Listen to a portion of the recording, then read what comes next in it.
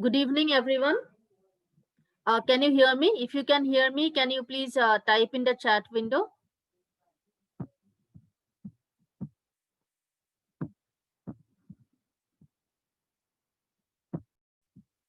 So for the benefit of those who are not Jamboree students, a little bit about, Jamboree.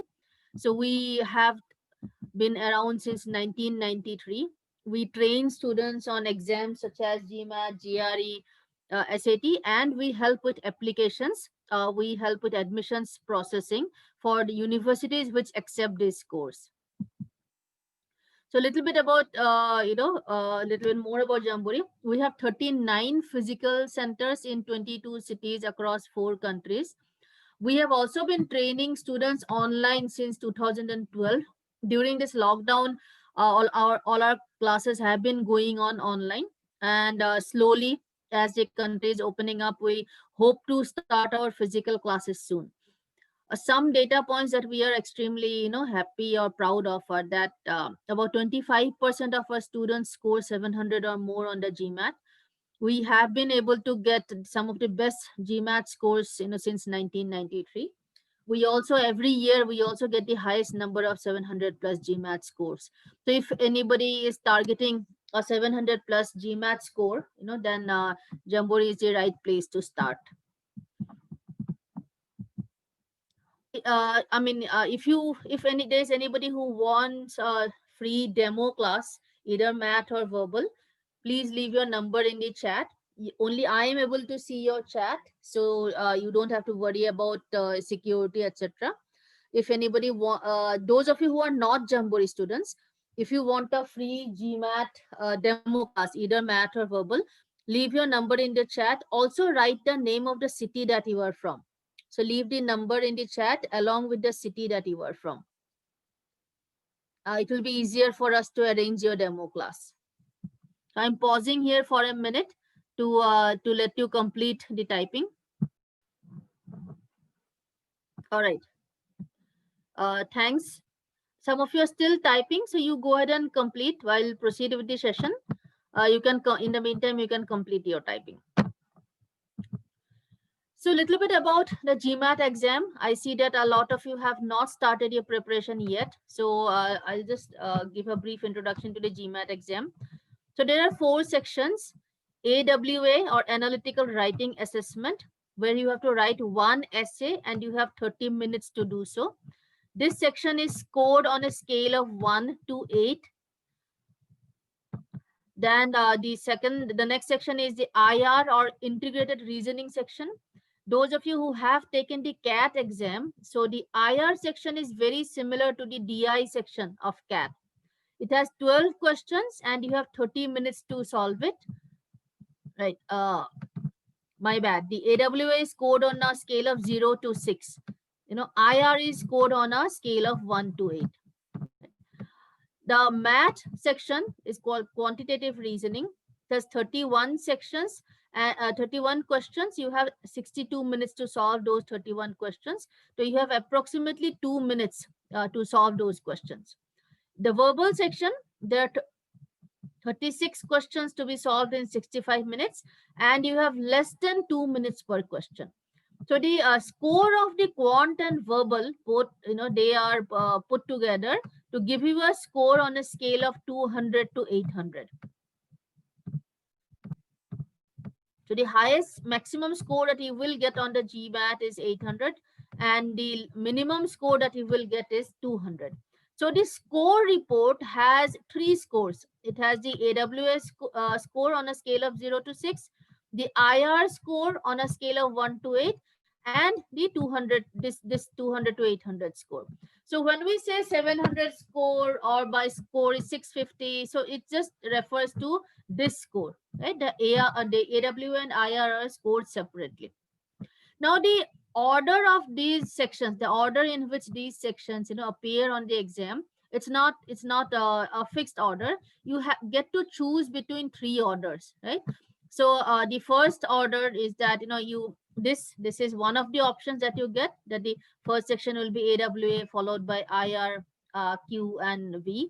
The next order in which the section can appear is quant, verbal, IR and AWA, right? So this is the second option that you get. Then the next option in which you can take these sections is that you can do the verbal first, followed by the quant, right? So there is a flexibility. You can choose in which order you want to write these sections. Okay, so all these sections are mandatory. You cannot skip any section, but you can choose the order. So when you are taking full length mock test, do try out a couple of combinations of the order of sections to find out which order is suiting you the best. Then that is the order you should pick in your actual GMAT exam. The exam happens 5 days a week. So you should take the GMAT exam when you are ready. So it's not like the CAT, where it happens only once a year. This happens throughout the year, right? Except on public holidays and on weekends, right? So you can choose the date when you want to take the exam. While picking your exam dates, one thing that you should like keep a tab of the university deadlines. Ultimately, you are taking the GMAT exam because you want to apply to universities. So keep the university deadlines in mind. So this is like the exam structure. There are different types of questions in quantitative or in the math section. There are two major categories of questions. One is called problem solving, and the second is called data sufficiency. In verbal, there are three major categories of questions. One is reading comprehension, which is like there's a passage and there are questions associated with the passage. You have to solve them. Then there's critical reasoning, where there will be a shorter passage and there will be one question associated with it. You have to analyze the data given in the passage and then answer questions, about whether what it is doing to the overall argument. Then the third type of verbal question that you would get is called sentence correction, which is grammar based actually. So there is a sentence and a portion of that sentence is underlined. So there may be an error in that underlined portion. So you have to, if there is an error, then you have to like pick an option which is the correct portion, right? So it's a grammar portion. So this is overall the different types of questions. The advantage of the GMAT exam is that the structure is fixed, the types of questions are fixed, so it's somewhat easier to prepare for as compared to your Indian entrance exams. GMAT is a little easier to prepare for. Now, what is GMAT preparation? I mean, students, they come to us saying that we want to start GMAT preparation. So what do we have to do? Do we have to learn grammar? What should we do, right? So we are very clear about what is GMAT prep.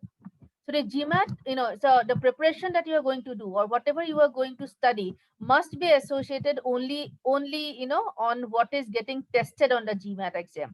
If something is not getting tested on the GMAT exam, then that should not be a part of your preparation time. So your GMAT prep should be focused only and only on the GMAT prep.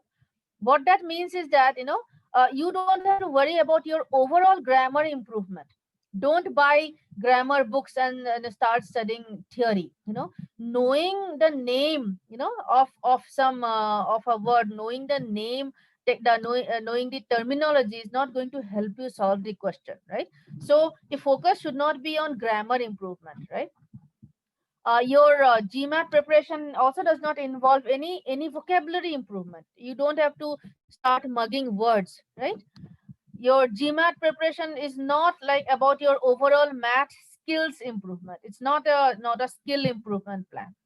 So whatever you do for your GMAT preparation, it has to be only on the GMAT. The GMAT, see, a lot of the students who end up scoring high on the GMAT, as people who have gone through a program and have scored 700, 750 plus on the GMAT exam, they will tell you that they did not their overall grammar did not improve. They did not their overall vocabulary did not improve. Their overall math skills did not improve, because our preparation program is focused only on getting you a high GMAT score, and that should be your goal as well, right? If you want to improve your grammar, then that is a different project. Don't confuse it with your GMAT preparation. There are sometimes students who come to us saying that I want to improve my vocabulary. So I tell them that, well, take it as a project side by side. I don't care, but don't confuse it with your GMAT preparation. Don't think that by improving your vocabulary you will get a high GMAT score. Don't think that by improving your grammar you will get a high GMAT score. GMAT is an exam and strategy is more important than than overall skill improvement.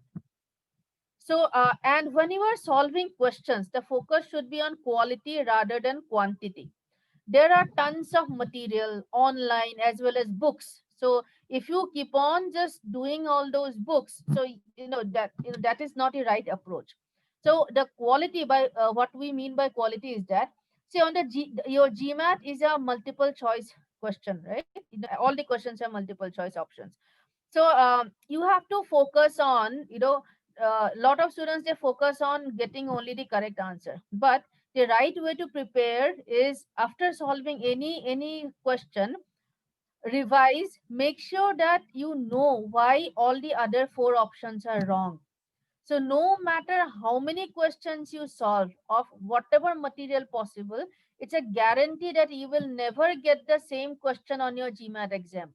So so it's not like other exams where if you do a lot of questions and maybe you will get the same question on the exam. That does not happen on the GMAT. So on the GMAT, just you can do as many questions as you want to, but it's a guarantee that you will not get that same question on your actual exam. Therefore, your focus should not be on the number of questions. The focus should be to know the strategies behind the question. What are the things that get tested? So after you solve, let's say you have solved like 20 questions. So most students, what they do is that they analyze the questions that they get wrong, but you should also analyze the questions that you get right. Are you sure why the other four options are wrong? So when you prepare for the GMAT, if you are spending half an hour solving questions, spend half an hour analyzing those questions also, not just only on solving questions. So it's a very, very important part of your GMAT preparation. So this is my advice to the Jamboree students also. Some of you are already training with us. So when you are given homework, don't just, I'm sure, it's normal human nature to just check or revise or go through only the questions that you get wrong, but you have to take it a step forward. You have to analyze the questions that you get correct also. One practical point is that do not ignore your AWA. So the AWA is scored on a scale of 0 to 6. Most universities have a cutoff of 4. So you have to get a 4 out of 6, right? So do not ignore your AWA section. Don't leave it till the end. Once you are done with your classes, write a couple of essays, send to your faculty for review. Universities have a cutoff of 4 for the AWA section, right? There is no similar cutoff for the IR section or for the overall GMAT. There is no such cutoff, but for the AWA there is. So this is what you should keep in mind even before starting your GMAT preparation. Your objective should be very clear, that you want to get a score on the GMAT. That this should be your only goal. Time management is a very important skill when it comes to GMAT preparation. I showed you in the slide before this that math, you have got 2 minutes per question. In verbal, you have got less than 2 minutes per question. So time management is again something that you should not leave till the end. If you are given the GMAT paper and if you are given unlimited time, then everybody will get 800. GMAT is not like a difficult exam in itself. What makes it difficult is the fact that it's a 3.5 hour exam, and you have to do each section within the time limit. So sitting and concentrating for 3.5 hours is itself difficult. Plus, the whole time pressure of having like less than 2 minutes per question. That's what makes it difficult for students to get a 700 or 750 plus score. Now, in the verbal section, especially Indian students, right? Indian students, they almost all of them, they find the verbal section to be more difficult than the math section. Okay, so there are very few students. I mean, I every year I encounter less than 1% of our students, who are more comfortable in verbal than math. 99% of our students are more comfortable in the math section than the verbal section. So you would also fall in that category. If not, then good for you. So so right from the beginning, keep these timelines in mind. So if you remember, I showed you that there are 36 questions in verbal to be done in 65 minutes. So it does not mean that you have to spend equal time. It's not. So if you have to calculate how many minutes per question, it's not a simple division. It's not like 65 divided by 36. It's not like that. In verbal, different types of questions would you have to have different target times. So sentence correction, your objective should be to spend average 30 seconds per question. So if you are solving 10 questions of sentence correction, then you have to solve them in 5 minutes. Some of the more difficult ones you will probably take a minute, but some of the easier ones, you should be able to do in 10 seconds or 15 seconds. Right? So on an average, so if you're solving 10 questions, you should be done with them in 5 minutes, right?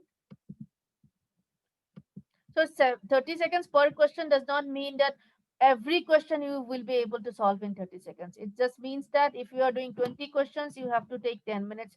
If you are doing 10 questions, you have to take 5 minutes. In CR, your target timeline should be 90 seconds. That is 1.5 minutes per question. Again, it does not mean that you have to do every CR question in 1.5 minutes. The easier ones you would, of course, take about a minute. The more difficult ones you can take about 2 minutes. But if you are doing, let's say, if you are doing, 12, let's say, as CR questions, you should, you should take like 9 minutes, right? So that should be the calculation.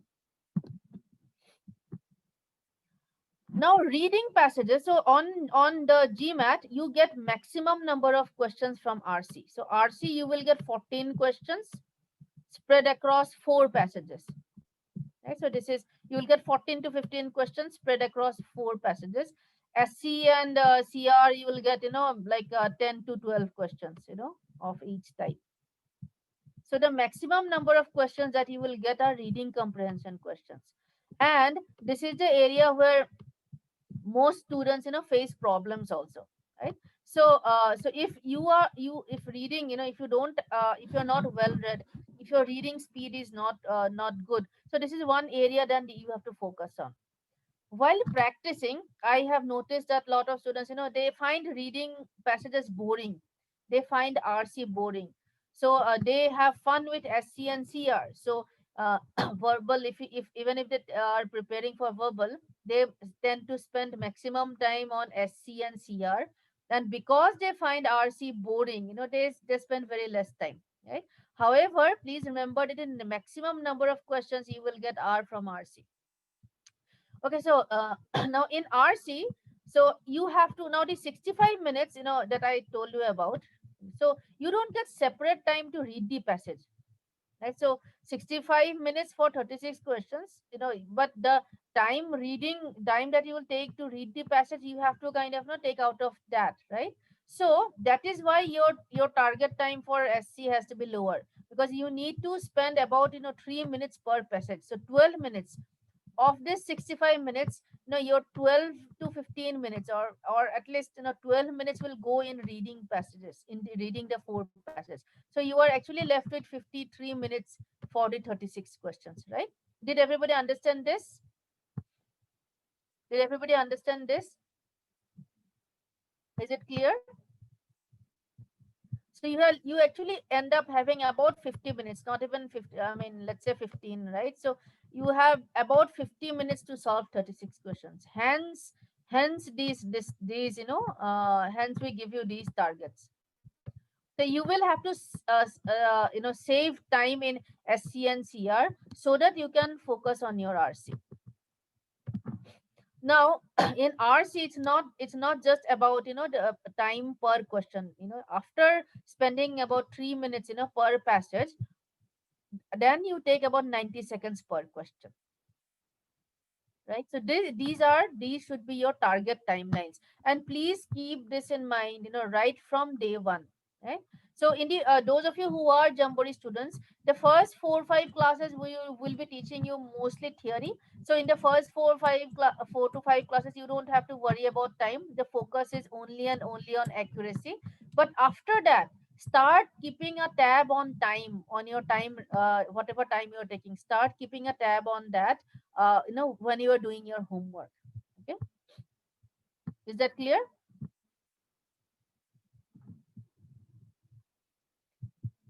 So, by the way, if you want, you can take a screenshot of this, or take a picture of the screen. I mean, whether you are a Jamboree student or not a Jamboree student, your how you manage your time in the verbal section will end up deciding, what kind of overall GMAT score you end up with. Right? Okay. Now, sentence correction. If you see 30 seconds per question, it's a tall ask. It's a tough ask, right? So, some some strategies. Do not read the question. Find an entry point and then eliminate the four wrong options. Lot of the times, students make the mistake of trying to find the correct answer. So they would read the sentence and then they will plug in each answer option and then see which one turns out to be correct. And that is extremely time consuming. I'll just let me show this to you with an example. Now, this is the type of question that would come in sentence correction. If you see, there is this sentence, a portion of it is underlined. This portion may be right or wrong. If this portion is right, then A is your answer. If it is wrong, then you have to pick among B, C, D, and E. Okay. Now, some students, what they do is that they first start by reading this question, then they start plugging in. They will plug in A, they will plug in B, they will plug in C. And that, if you do that, you are never going to be done in 30 seconds. Okay.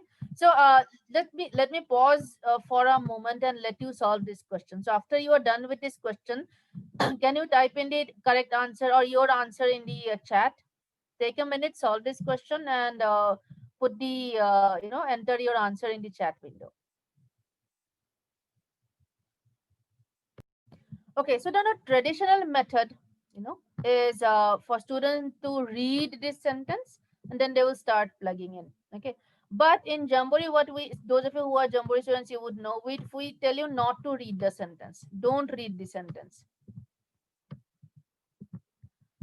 Just start by scanning the answer options. Scanning does not mean reading, by the way. Scanning means you are just scanning the first few words. So the moment you see the word unlike or in comparison with, right? So in four of the answer options, unlike, in comparison. So when you see these words, you know that some kind of comparison is happening, right? Like, unlike, you use these words to compare things. Everybody understands this, right? Like, unlike, in comparison with. So so you know that something is getting compared. Now, this is a very common type of error or common type of thing that is tested on the GMAT. So when like, unlike, etc. is used to compare things, then the sentence runs like this. It may begin with like, unlike, etc., etc. Then there is a comma. Then the sentence would run, and so the things that are getting compared, so it will appear directly after the word like, unlike, and immediately after the comma. Okay, and these two things have to be comparable. That is the common, logical, basic, rule that is tested, that it has to be comparable. For instance, an apple can be compared with any fruit or any other food item, but you cannot compare an apple with an almirah, for instance. You cannot compare a fridge with a human being. You know, you cannot compare an aeroplane with a theory. Okay, so only comparable things can be compared, and the locations of the comparable the things that are getting compared is that immediately after the comparison word and after the comma. So you just have to check these two things. You don't have to waste time reading the whole thing. Okay. Another rule is that if there is a sentence and there is a portion in the sentence separated by two commas, so always check if this sentence is just giving this portion, this underlined portion is just giving me information about what has come before, then to make my reading easier, I will skip it. Okay, so these are the two rules that we teach you in the first class itself. So let me now, with this much information, let me now just enter the sentence. Let me like start with option A. So in option A, after unlike, I have the United Kingdom. What is the United Kingdom? What is it? What kind of thing is it? Yes, can you tell me? What is the United Kingdom? It is a country, right? So a country, now what can it be compared with? It can be compared with a country or any region, any area. It can be compared with another country or maybe a region or geographical region, right? So that much I know. Then after my comma, I have got where. So where blah blah blah blah, and like this another comma, right? So I know that this portion where farmers blah blah, this portion is just giving me extra information about the United Kingdom. So I'm not going to bother reading it. The portion between these two commas I will ignore. To find what United Kingdom is getting compared with, I will just say the rains. Now, can you compare a country with a natural phenomenon? You cannot, obviously, right? You cannot compare United Kingdom with rains. So option A is wrong. Option B again, United Kingdom, the rains. I cannot compare a country with the rains. Option C, it says those. So on the GMAT, the words this, that, those, these, they refer to nouns that have come before. Now option C, I have nothing, I don't know what my dose is. I have no reference point for dose as per grammar rule, right? So option C, I don't even have to bother finding out the comma. The dose itself is a deal breaker. In option D, I have got the United Kingdom.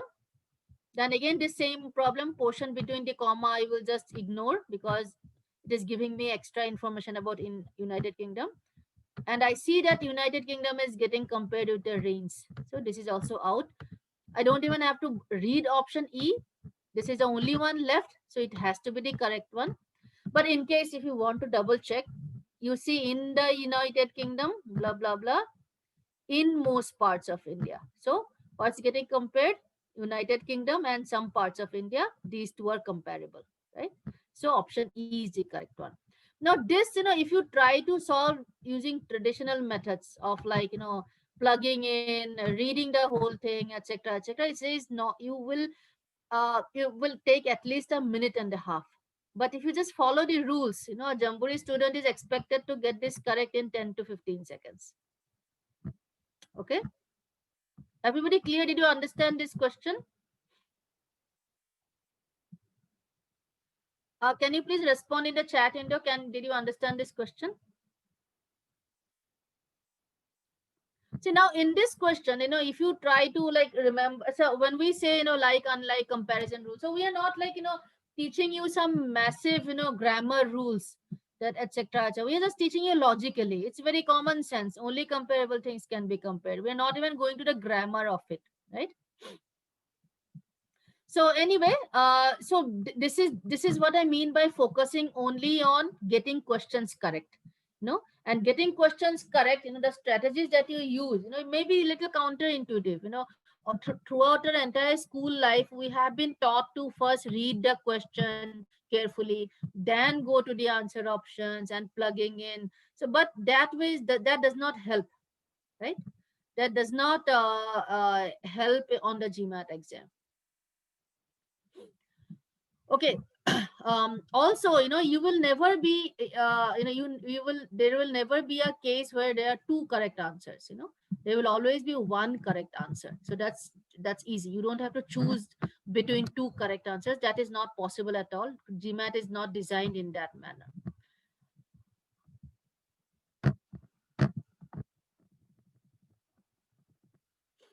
Okay, now let's do a little bit of quant math. Everybody knows maths, right? So GMAT quant is about application of very basic concepts. Of course, we will teach you the basics, whatever is required on the GMAT exam. A lot of common sense. GMAT, the entire exam is actually a reasoning exam. So a lot of common sense. formulae, little bit of formulae that we'll be teaching you, but not a lot, very basic, 9th, 10th, 11th level, very little bit of 11th, in fact, mostly in 9th, 10th, 11th. So even if you have left math after class 10, you would still, be fine on the GMAT math. Some tricks and shortcuts, just like verbal, tricks and shortcuts, that's what should be the focus on. And as I said, reasoning skills, that is the most important thing, more than your more than your math knowledge. And we actually get humanities students, students who have not doctors, students who have not read math since class 10. We get a lot of them ending up with a very high scores. So treat GMAT quant as to be more of a reasoning ability, than like math, than pure math. Now the way we have learned math, so is I mean, we have learned in school, is a little different from the American way. And GMAT is primarily an American exam, and it is, so therefore in some questions, there is a little difference. So let's look at a very basic math question. It's not even a GMAT question. So now what is this? All of you know, all of you, this is extremely basic. What is this? What is the answer of this?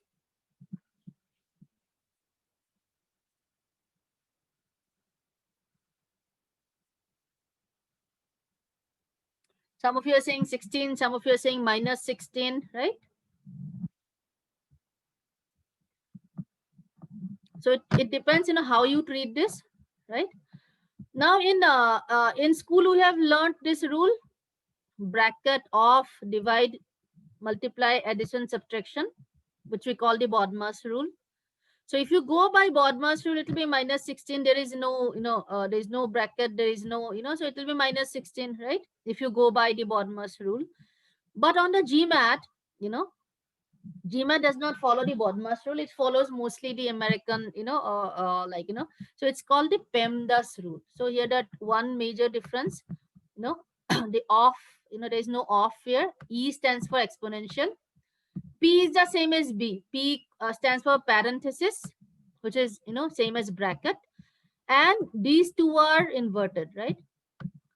According to BODMAS rule, divide happens before math, but on the GMAT, math, multiplication happens before divide, right? In the rules that we have learned in school, divide happens before multiplication. On the GMAT, multiplication will happen before divide, right? So this is a rule that is tested on the GMAT. Okay, so now this question has an exponent, right? This is the exponent. Yes. So this question actually the answer is 16. I mean, if you multiply minus 2 with minus 2, minus 2, minus 2, the answer is 16. Right? So anyway, so there are some basic differences like this. So whatever some of the basic things that we think we know, we have learned it in a certain way. But the GMAT, there is a certain requirement. So these are some things, some strategies that we would teach you, some of the basic stuff that our courses would cover, obviously. Okay, so again, I'm done with whatever information I wanted to, cover. So if any of you, as I said, if you want a demo math or more detailed math or verbal class, please leave your number in the chat along with the city that you are from. We'll be happy to arrange it for you.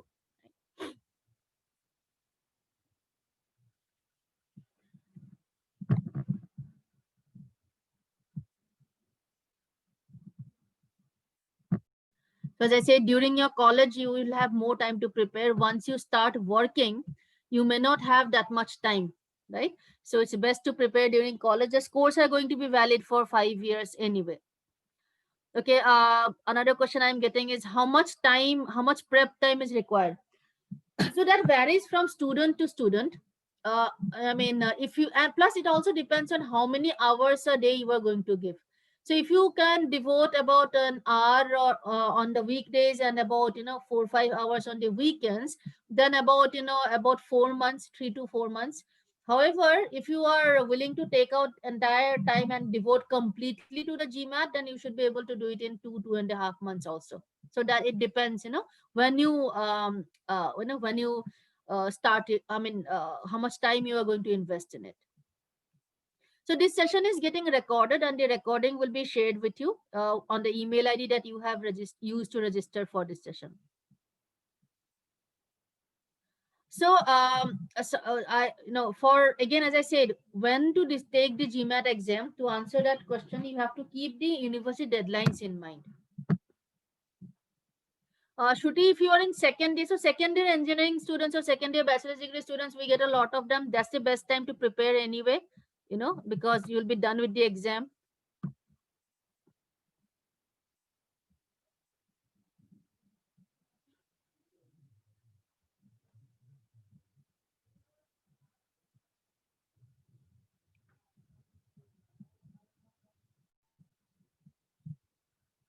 Okay, Sarthak, you're saying which is better, preparation without job or with job?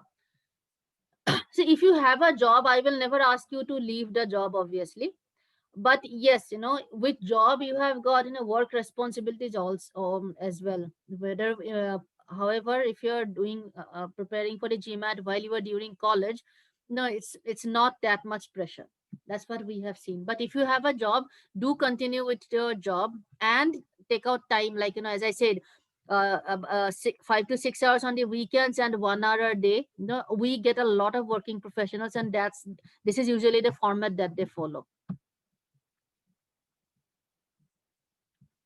So, Narayan, you are asking, will GMAT online availability get extended, as it is only available till February now? So the answer is, I don't know. It is like GMS's decision. It will depend how the pandemic is going, right? So, but yeah, till February, you can take the GMAT on. It's not online. You mean from home? You can take the GMAT from home. Geeta, you are asking, I'm a final year student and I'm planning to apply for fall 2021. So when should I take the GMAT exam? See, the fall 2021, the round one deadlines are already over, and the round two deadlines are also just around the corner. So if you want to start your MBA in fall 2021, then you should plan to take your GMAT exam no later than first week of January. Or if third round deadline you can target, that happens in March, April, but then you have still a little bit more time. Shubham, you have an interesting question, that is taking GMAT from home more beneficial. So what we have seen is that this is just data. Our students who have taken the GMAT exam from home, they have actually got GMAT scores very close to whatever they were getting in the mock test. Okay. The reason is that there's a lot of familiarity, lot of convenience when you are taking the GMAT exam from home. You're taking it from your own laptop, from your own study room, with your own equipment. And there is no nervousness related to going to a physical test center. So when you go to a physical test center, you have to reach, like, at least 45 minutes in advance. You will be, you will be checked, and there'll be, you'll be frisked. There will be like a biometric thing happening. So students get nervous. Plus, you are going to be using a desktop, so which is not your own laptop, obviously. So you have to get familiar with that as well. So yeah, taking the GMAT from the test center involves a lot of adjustments that you have to make. But when you're taking the GMAT from home, so you can actually replicate the exam situation when you are taking your full length mock test. So what we have seen is that all our students who have taken their GMAT exam from home, they end up getting scores very close to what they were getting in their mock test. The whole nervousness thing was not there. So I don't know whether that answers your question or not, but that's what we have observed. So, PS, you're asking, what's the correct strategy to kickstart for working professionals? So, the correct strategy, the first thing that you should do is that, get the official guide. The official guide will have the list of, the types of questions. Start with a diagnostic test to see where you stand. And then start with your preparation. As I said, start with 1 hour during weekdays, 1 hour every day during weekdays, and about, 5 to 6 hours during weekends. So, Aditya, so you are asking, is GMATs, is a good GMAT score enough for getting admission? The answer is no. Whether it's Indian business schools or abroad, only a good GMAT score will not get you an admission. There are a lot of other aspects also that are taken into account, right? Your applications, your how your academic record, your work experience, internships, etc. So, Akshita, another interesting question: will universities consider give equal weightage to the GMAT taken from home? The answer is yes. We have checked with a lot of universities, so they are giving equal weightage to the GMAT that students are taking from home.